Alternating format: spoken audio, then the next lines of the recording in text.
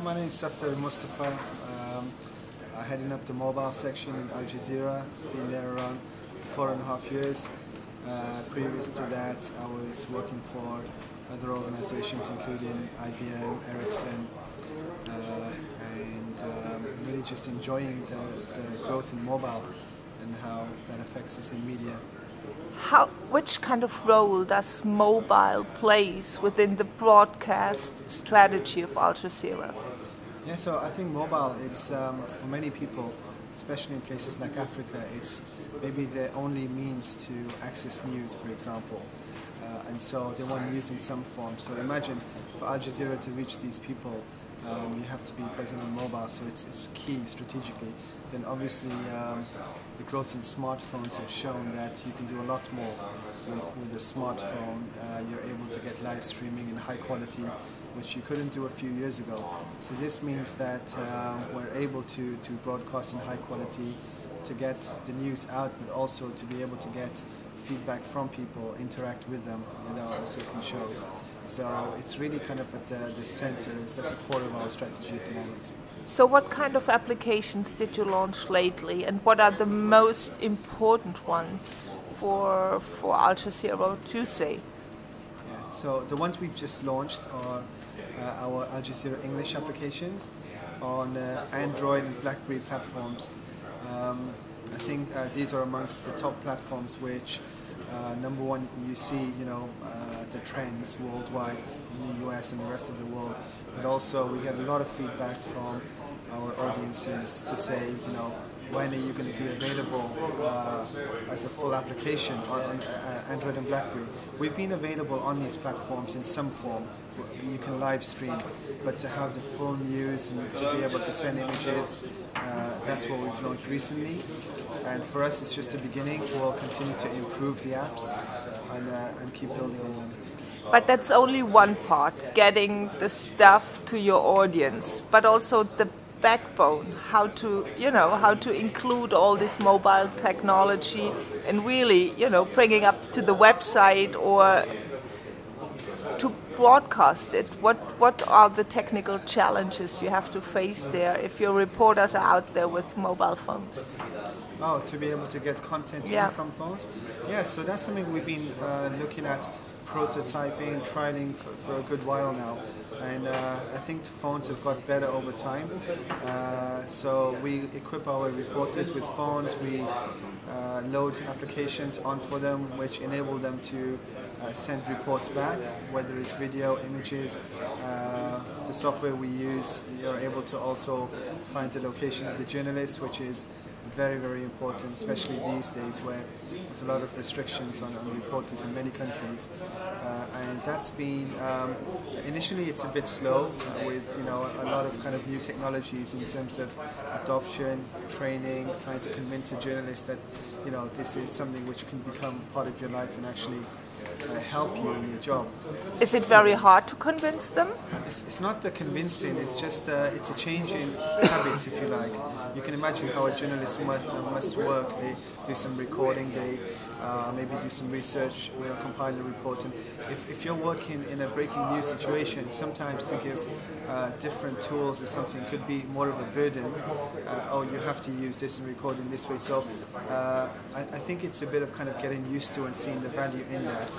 So if you look at many people who have iPhones, for example, they're already taking pictures of their family and friends, posting it up on their Facebook account, and they're in a habit of sharing and doing this. So the kind of reporters you might work with who are that way inclined, who are more savvy with the technology, so then you'll see them as maybe the early adopters and see a lot more movement, and then it kind of spreads throughout the organization where the mobile is really seen as, wow, you can really take this in to a place where you couldn't take a big camera, you can get some quality footage out and even do live streaming from the mobile itself onto TV.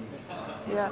So do you see in the near future kind of replacement or totally different way journalists out there, let's say in battlefields or in war situations or whatever, that they will completely change the way they are working because of mobile technology?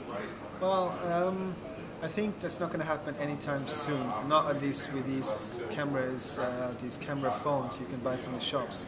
Definitely the quality is getting better, but usually always, the journalists and broadcasters would use the better quality equipment if it's at hand. So that bigger equipment we use, that's going to get smaller also. But really, it's these things are just tools. Starting. Yeah, they're starting up. We will see more of it, and I wouldn't see them as replacing. Maybe they're gonna maybe converge at some point. The line is gonna get blurry. Like you're recording us in a flip cam now. So many reporters use these because you can get HD quality from them. But the audio quality's been a little bit bad on these until now. But now also that's getting better with different models. What is the best hardware right now on the market? What would you say regarding cameras?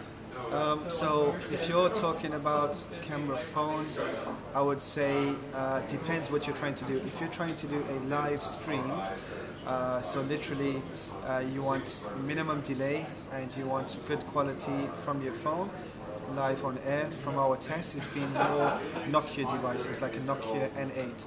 Although it's a bit clunky to use, the camera and the processor for driving the graphics of that, which is separate to the normal processor, that's kind of given it the edge. And we've kind of compared that to the iPhone also, which is a good all-round device, but it's good for more kind of shooting video, and then you can use that video for store and forward rather than lives at the moment. Yeah. Now, when we go back to your audience, where is your audience for Al Jazeera Mobile? If you look worldwide, where is the major part? Where do they come from? Spread out. The majority is from the US at the moment. About how many percent? About half. Half? Half or more is from the US. And then it varies. It's North Africa, Morocco, Saudi Arabia is also big numbers, as well as Europe. Okay. And what do they use? What kind of features? What kind of apps? So, which handsets do you mean? In terms of mobile phones, in the States, you have a lot of iPhones, BlackBerry devices, as well as... No. What kind of your services do they use? And are they really, if you said you just launched an application for the Android, do they really come up with feedback, or do they just use their phone to watch the program or stream or whatever? Yeah, so I think it's early days to talk about the apps we just launched. It's been a few days, but we do actively monitor what are the popular sections of the website, and that would be reflected on the mobile also. Obviously, the nature of the mobile phone is you just want quick, bite-sized, chunks of information. A lot of people are using the live stream function of the services we've had so far, be it on the mobile website or on the applications we've had so far. And I think especially places like the US, there's really a hunger to see Al Jazeera, because it's more challenging to see that on cable in many states. People are turning to alternative media such as mobiles and online.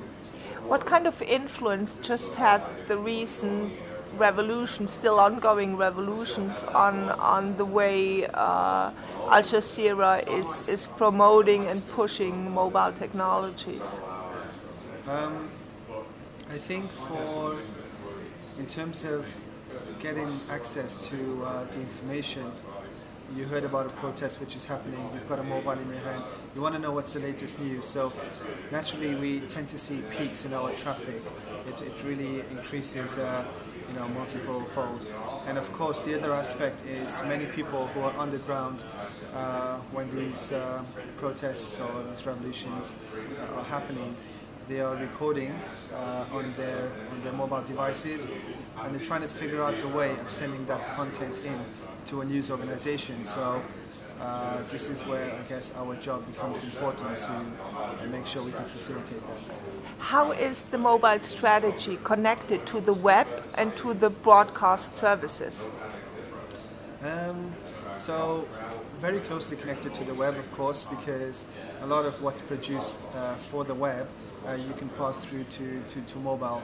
Um, on a mobile device, you can get blogs and different features, opinions from the website. You can do a little bit more on the mobile also because you're able to know the person's location, and then you can start to build more services which are interesting for news. For the broadcast. Of course, I mentioned live streaming quite a few times because it's really kind of integral to our strategy. And we make special bulletins of news videos, especially for mobiles, which are very interesting if you want quick updates for the news.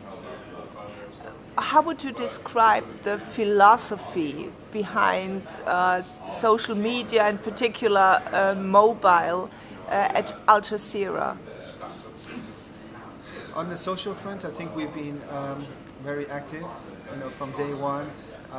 Not just putting our content out on your Twitters and Facebook and on YouTube, but also using these platforms, understanding that, hold on, there's big numbers of people and largely a lot of our audience as well are there. So how can we find out what they think about Al Jazeera, what they think about a certain topic?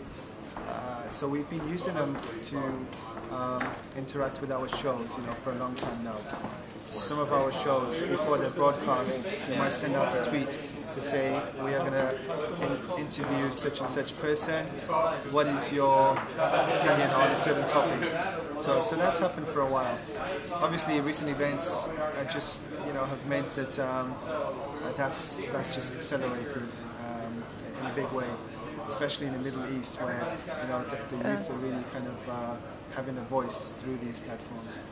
When did Al Jazeera seriously started to think about a mobile strategy? And what were your learnings so far? Mobile strategy, I think we've had, mobile services for a long while now, but they've been services which are just maybe SMS, breaking news, alerts sent to your mobile, and there in certain countries you have to subscribe. So over time, obviously we've developed those to make sure that looking at the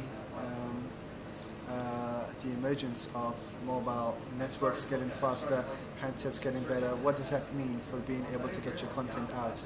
So it's been a little bit evolved where we're getting to a point now where we want to maybe by the end of the year be on all the major platforms, be it a mobile device or a tablet device, because really this is what our audience wants, and we know it's important because these devices are not just devices for communication. Obviously, they're devices for being able to consume news and being able to contribute back. So this is something we've realized, and we thought, okay, we have to have a focus on this now. So iPad is the next big thing? iPad has been the big thing for a while. It's been only a year and a bit. I think and we've got the iPad 2. Definitely something where there's a lot of potential. What you can do on this device and how you can interact with people is very interesting, and we are looking into that. So what are we going to see next? And this would also be my last question. In mobile technology and Al Jazeera, what is next? What are you working on? What you could tell us? Yeah, as the platforms and the software which is running on these phones, as that becomes more capable and you're able to do a lot more, I think the possibilities will open up for the kind of use cases you can have as a news app, for example. So we believe in this philosophy of just making ourselves available on these platforms and then having iterative development where you keep on improving them. We listen to our audiences, our users. So I think what's next is really just continuing to evolve with the technology itself and any new platforms which emerge.